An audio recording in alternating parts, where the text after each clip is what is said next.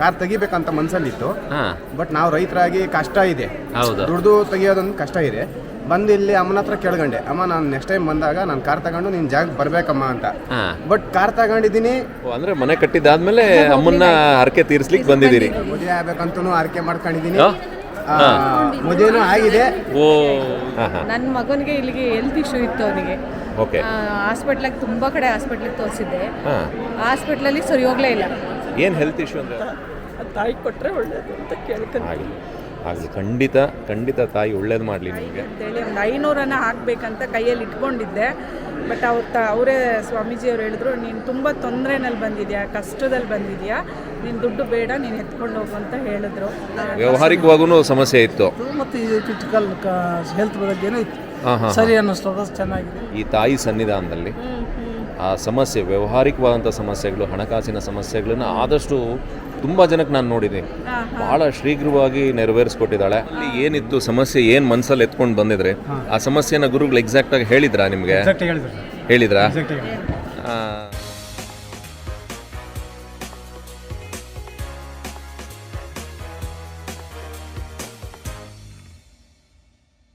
ಎಷ್ಟು ದಿವಸದಿಂದ ಬರ್ತಾ ಇದ್ದೀರಿ ದೇವಸ್ಥಾನಕ್ಕೆ? 1 ವರ್ಷದಿಂದ ಬರ್ತಾ ಇದ್ದೀನಿ. 1 ವರ್ಷದಿಂದ ಬರ್ತಾ ಇದ್ದೀರಿ. ಇಲ್ಲಿ ಶಾಸ್ತ್ರ ಕೇಳಿದ್ರಾ? ಸರ್ ಕೇಳಿದ್ವಿ. ಶಾಸ್ತ್ರ ಕೇಳಿದ್ರಿ, ಏನು ಅನ್ನಿಸ್ತು ಶಾಸ್ತ್ರದ ಬಗ್ಗೆ? ತುಂಬ ಆಶ್ಚರ್ಯ ಆಯಿತು ಅವ್ರು ಹೇಳಿದಾಗ. ನಾವು ಏನು ಹೇಳಲಿಲ್ಲ, ಆದರೆ ಬಟ್ ಅವರು ನಾವು ಮನೇಲಿ ಅಂದ್ಕೊಂಡು ಬಂದಿದ್ದನ್ನೇ ಅವ್ರು ಹೇಳಿದ್ರು.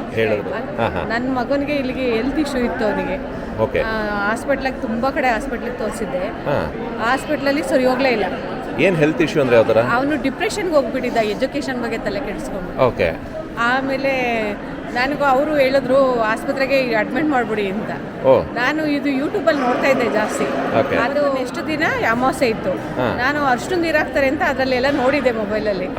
ಹಿಂದಿನ ದಿನ ಹೋಗಿ ಆಲ್ಟ್ ಆಗಬೇಕು ಅಂತ ಎಲ್ಲ ನೋಡ್ಕೊಂಡಿದ್ನಲ್ಲ, ಹಿಂದಿನ ದಿನ ಬಂದು ಇಲ್ಲಿ ಆಲ್ಟ್ ಆಗಿ ನನ್ನ ಮಗನಿಗೆ ಅಷ್ಟು ನೀರು ಹಾಕಿಸ್ಕೊಂಡು ಅವನು ಓದ್ತಾ ಇದ್ದಾನೆ. ಇವಾಗ್ಲೂ ಅನಸ್ತೇಸಿಯಾ ಓದ್ತಾ ಇದ್ದಾನೆ, ಡಾಕ್ಟ್ರು ಓದ್ತಾ ಇದ್ದಾನೆ.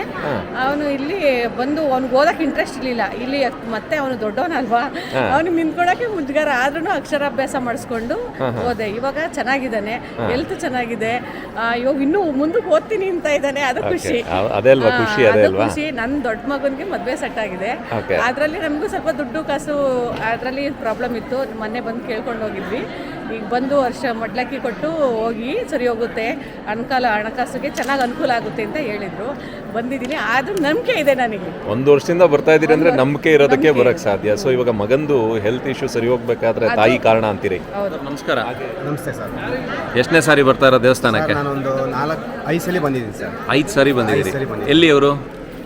ನಮ್ದು ಬಂದು ಕೋಲಾರ ಹತ್ರ ಮಲ್ಸಂದ್ರ ಅಂತ. ಕೋಲಾರ ಹತ್ರ ಮಲ್ಸಂದ್ರ, ನರಸಾಪುರ ಮಲ್ಸಂದ್ರ.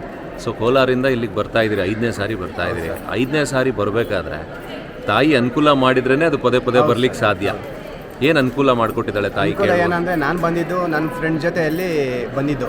ಎಲ್ಲ ಹೋಗಿದ್ರಿ, ನಮ್ಮ ಫ್ರೆಂಡ್ಸು ಇಲ್ಲಿ ಕರ್ಕೊಂಬಂದ್ರು, ನಮ್ಗೆ ಒಳ್ಳೇದಾಗಿದೆ ಅಂತ ಹೇಳ್ಬಿಟ್ಟು ಕರ್ಕೊಂಬಂದ್ರು. ಬಂದು ನಾನು ಅನ್ಕೊಂಡಿದ್ದೇನಂದ್ರೆ ಫಸ್ಟ್ ಟೈಮೇ ಬಂದಿದ್ದು. ಬಂದು ಅನ್ಕೊಂಡಿದ್ದೇನಂದ್ರೆ ನೆಕ್ಸ್ಟ್ ಟೈಮ್ ಅಮ್ಮ ನಾನು ಬರ್ಬೇಕಂದ್ರೆ ಇಲ್ಲಿಗೆ ನನ್ನ ಗೋಲ್ ಇತ್ತು, ಅಂದ್ರೆ ಕಾರ್ ತೆಗಿಬೇಕಂತ ಮನ್ಸಲ್ಲಿತ್ತು. ಬಟ್ ನಾವು ರೈತರಾಗಿ ಕಷ್ಟ ಇದೆ, ದುಡ್ದು ತೆಗಿಯೋದೊಂದು ಕಷ್ಟ ಇದೆ. ಬಂದು ಇಲ್ಲಿ ಅಮ್ಮನ ಹತ್ರ ಕೇಳ್ಕೊಂಡೆ, ಅಮ್ಮ ನಾನು ನೆಕ್ಸ್ಟ್ ಟೈಮ್ ಬಂದಾಗ ನಾನು ಕಾರ್ ತಗೊಂಡು ನಿನ್ನ ಜಾಗ ಬರ್ಬೇಕಮ್ಮ ಅಂತ. ಬಟ್ ಕಾರ್ ತಗೊಂಡಿದ್ದೀನಿ, ನೆಕ್ಸ್ಟ್ ಟೈಮ್ ಬಂದಾಗ ಬಂದಿದ್ದೀನಿ. ಬಟ್ ನನಗೆ ತಗೊಂಬಂದಿದ್ದೀನಿ ಅಂತ ಒಂದು ನೆನಪಿಲ್ಲ, ಮಾಡ್ಕೊಂಡಿದ್ದೀನಿ ನೆನಪಿಲ್ಲ. ಈ ಆಸ್ಥಾನಕ್ಕೆ ಬಂದ ಕುತ್ಕೊಂಡ ಫ್ಲಾಶ್ ಆಯ್ತು, ನಾನು ಕಾರ್ ತಗೊಂಡು ಹೊಸ ಕಾರ್ ತಗೊಂಡು ಇಲ್ಲಿಗೆ ಬಂದಿದ್ದೀನಿ ಅಂತ. ನಾನು ಕರ್ಸ್ಕೊಂಡಿದ್ದಾಳೆ. ಹೌದು, ಕರ್ಕೊಂಡ್ ಬಂದಿದ್ದೀನಿ. ಬಟ್ ನನ್ನ ಫ್ಯಾಮಿಲಿ ಜೊತೆ ಬಂದಿದ್ದೀನಿ, ನಮ್ಮ ತಾಯಿ, ನಮ್ಮ ಫ್ರೆಂಡ್ಸು ಒಂದು 7 ಜನ ಕರ್ಕೊಂಡು ಈ ಆಸ್ಥಾನಕ್ಕೆ ಬಂದಿದ್ದೀನಿ. ಇದುವರೆಗೂ ಸ್ವಾಮಿಗಳ ಹತ್ರ ನಾನು ಏನು ಕೇಳಲಿಲ್ಲ, ಒಂದು ಕ್ವಶನ್ನು ಕೇಳಿಲ್ಲ, ಸ್ವಾಮಿಗಳು ಆನ್ಸರ್ ಮಾಡಿಲ್ಲ. ಬಟ್ ಅಮ್ಮನ್ನೇ ಕೇಳಿದ್ದೀನಿ, ಅಮ್ಮನೇ ಆನ್ಸರ್ ಮಾಡೋಳೆ. ನಾನು ಸೀದಾ ಬಂದು ಅಮ್ಮನ ಹತ್ರನೇ ಹರಕೆ ಮಾಡ್ಕೊಂಡೋಗಿ ಅಮ್ಮ ನೆರವೇರಿಸಿದ್ದಾಳೆ. ಅದೊಂದು ತುಂಬಾ ಖುಷಿ. ಬಟ್ ನಾನು ಬರ್ತಾ ಇದ್ದೀನಿ, ನನಗೆ ಒಳ್ಳೇದು ಮಾಡಿದ್ದಾಳೆ ಅಂತ ಹೇಳ್ಬಿಟ್ಟು ನಾನು 4 ಜನನ್ನ ಕರ್ಕೊಂಡ್ ಬರ್ತಾ ಇದ್ದೀನಿ. ನಾನು ಪ್ರಯತ್ನ ಆಗಿದ್ದೀನಿ. ಬಟ್ ಒಂದು ಬೆಳೆ ಇಡಬೇಕಾದ್ರೆ ತಾಯಿನ ನೆನೆಸ್ಕೊಂಡು ಬೆಳೆ ಇಡ್ತಾ ಇದ್ದೀನಿ. ಆ ಅಮ್ಮನ ನಂಗೆ ಪ್ರತಿಫಲ ಕೊಡ್ತಾ ಇದ್ದಾಳೆ, ಅದೊಂದು ತುಂಬ ಖುಷಿ. ಇಲ್ಲಿ ಬನ್ನಿ, ಒಳ್ಳೇದಾಗುತ್ತೆ. ಒಬ್ಬರು ರೈತರಾಗಿ ಕಾರ್ ತಗೊಳ್ಳೋದು ದೂರದ ವಿಚಾರ ಅಂತ ಇದ್ರಿ.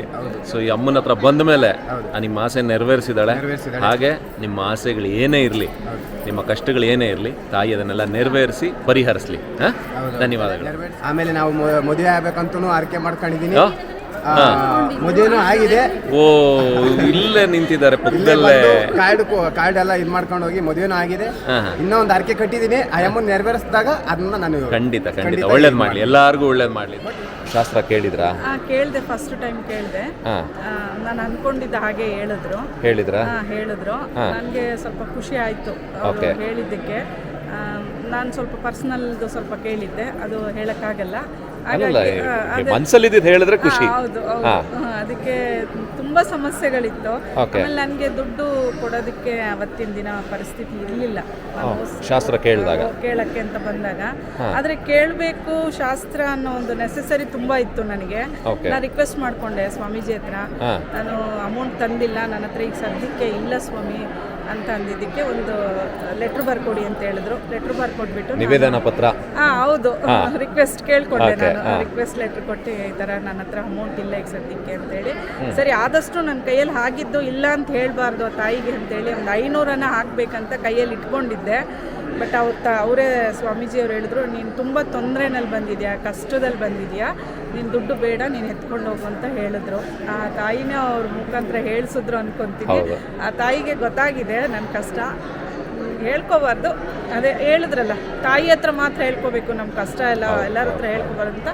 ಅದಕ್ಕೋಸ್ಕರ ಯಾರೇ ಆಗಲಿ, ಒಳ್ಳೇದೇ ಆಗಲಿ, ಎಂಥ ಸಮಸ್ಯೆನಲ್ಲಿದ್ರೂ ಈ ತಾಯಿ ಸನ್ನಿಧಿಗೆ ಬನ್ನಿ.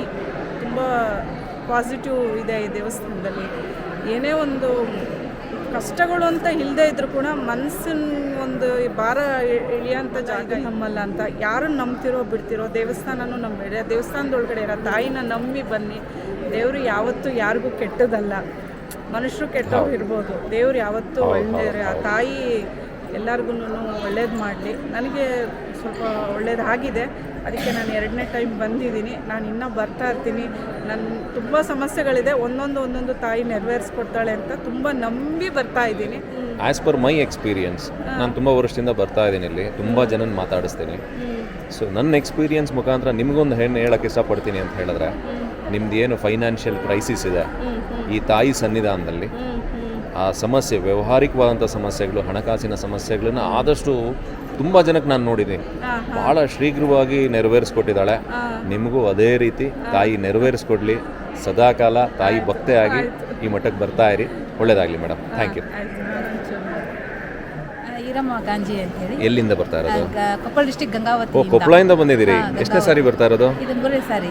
3ನೇ ಸಾರಿ. ಅಷ್ಟು ದೂರದಿಂದ ಬರಬೇಕಾದ್ರೆ ಇಲ್ಲಿಗೆ ಅಮ್ಮ ಭಾಳ ಅನುಕೂಲ ಮಾಡಿಕೊಟ್ಟಿದ್ರೆ ಬರ್ಲಿಕ್ಕೆ ಸಾಧ್ಯ. ಮಾಡ್ಕೊಂಡಿದ್ದಾಳೆ. ಮನೆ ಕಟ್ಟಲಿಕ್ಕೆ ಅಂದ್ಕೊಂಡಿದ್ದೀವಿ. ಮನೆ ಆಯಿತು. ಮನೆ ಕಟ್ಸ್ಬೇಕು ಅಂತ ಮನೆ ಆಯಿತು. ಮನೆ ಓಪನಿಂಗ್ ಮುಂದ್ಮೇಲೆ ಅಮ್ಮನ ಮುಗಿಸ್ಲಿಕ್ಕೆ ಬಂದಿದ್ದೀವಿ. ಓ, ಅಂದ್ರೆ ಮನೆ ಕಟ್ಟಿದ್ದಾದ್ಮೇಲೆ ಅಮ್ಮನ್ನ ಹರಕೆ ತೀರಿಸ್ಲಿಕ್ಕೆ ಬಂದಿದ್ದೀರಿ. ಸೊ ಅಮ್ಮನಿಗೆ ನೀವೇ ಹರಕೆ ಮಾಡ್ಕೊಂಡು ಹೋಗಿದ್ರಾ? ಹರಕೆ ಮಾಡ್ಕೊಂಡು ಹೋಗಿದ್ದೀವಿ. ಮನೆ ಕಟ್ಟಿದ್ರೆ ಬರ್ತೀನಿ ಅಂತ ಹೇಳಿ. ನೋಡಿದ್ರ ಅಮ್ಮ ಭಕ್ತಿ ಇದ್ರೆ.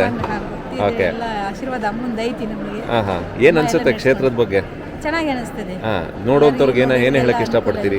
ಬರ್ರಿ, ಎಲ್ಲ ಅಮ್ಮನ ದರ್ಶನ ಮಾಡ್ಕೊರಿ, ನಿಮ್ಗೂ ಒಳ್ಳೇದಾಗ್ಲಿ ಅಂತ ನಾನು ಎಲ್ಲರಿಗೂ ಹಾರೈಸ್ತೀನಿ. ಓಕೆ, ಇವಾಗ ಮನೆ ಕಟ್ಟಿದ್ದಾಯ್ತು. ನೀವು ಎಷ್ಟು ದಿವಸದಲ್ಲಿ ಹರಕೆ ಮಾಡ್ಕೊಂಡು ಹೋಗಿದ್ರಿ ಇದನ್ನ? ನಾನು 6 ತಿಂಗಳಿಂದ ಬಂದಿದ್ದೆ ನಾನು. ಆದ್ರೆ ಬುನಾದಿ ಇತ್ತು, ಸ್ವಲ್ಪ ನಿಂತಿತ್ತು ಇನ್ನು. ಸಮಸ್ಯೆ ಆಗಿ ನಿಂತಿತ್ತು ಬುನಾದಿ ಆದ್ಮೇಲೆ. ಆಮೇಲೆ ಅನ್ಕೊಂಡು ಹೋದ್ಮೇಲೆ ಚೆನ್ನಾಗಾಯ್ತು. ಆಯ್ತು, ಎಲ್ಲ ಮುಗೀತಾ? ಇವಾಗ ಗೃಹ ಪ್ರವೇಶ ಆಯ್ತಾ? ಇನ್ನೆಲ್ಲ ಗೃಹ ಪ್ರವೇಶ ಆಗ್ಲಿ. ಆ ಮನೆಯಲ್ಲಿ ಸದಾಕಾಲ ಅಮ್ಮನ ಆಶೀರ್ವಾದದಿಂದ ಸುಖ ಶಾಂತಿ ನೆಮ್ಮದಿ ನೆಲೆಸ್ಲಿ. ಧನ್ಯವಾದಗಳು. ನಾನು ದೇವ್ರನ್ನ ನಂಬ್ತೀನಿ. ನಾನು ನಂಬಿದ್ದೀನಿ ಸಿಕಂದೂರು ಚೌಡೇಶ್ವರಿನ. ನಮ್ಮ ಮಗಳಿಗೊಂದು ಸಂತಾನ ಕೊಡು ಅಂತ ತಾಯಿ ಕೊಟ್ಟರೆ ಒಳ್ಳೆಯದು ಅಂತ ಕೇಳ್ಕೊಂಡು. ಆಗಲಿ, ಖಂಡಿತ ತಾಯಿ ಒಳ್ಳೇದು ಮಾಡಲಿ ನಿಮಗೆ. ನಿಮ್ಮಲ್ಲಿ ಇರ್ತಕ್ಕಂಥ ನೋವನ್ನ ಆದಷ್ಟು ಬೇಗ ದೂರ ಮಾಡಲಿ. ಎಲ್ಲರೂ ಬನ್ನಿ ಸ್ನೇಹಿತರೆ. ನಾನಿವತ್ತು ಬಂದಿದ್ದೀನಿ ಶ್ರೀ ವಿದ್ಯಾಚೌಡೇಶ್ವರಿ ದೇವಸ್ಥಾನ. ಪ್ರತಿ ಅಮಾವಾಸ್ಯೆ ಹುಣ್ಣಿಮೆಗೆ ಬರುವಂಥದ್ದು ಒಂದು ವಾಡಿಕೆ ನಾನಿಲ್ಲಿ. ಸೊ ಇವತ್ತು ಪಾಲ್ಗುಣ ಹುಣ್ಣಿಮೆ ಜೊತೆಯಲ್ಲಿ ಚಂದ್ರಗ್ರಹಣ ಇದೆ. ಸೊ ಇಲ್ಲಿ ಬಹಳ ವಿಶೇಷವಾದಂಥ ಪೂಜೆ, ಅಲಂಕಾರಗಳು.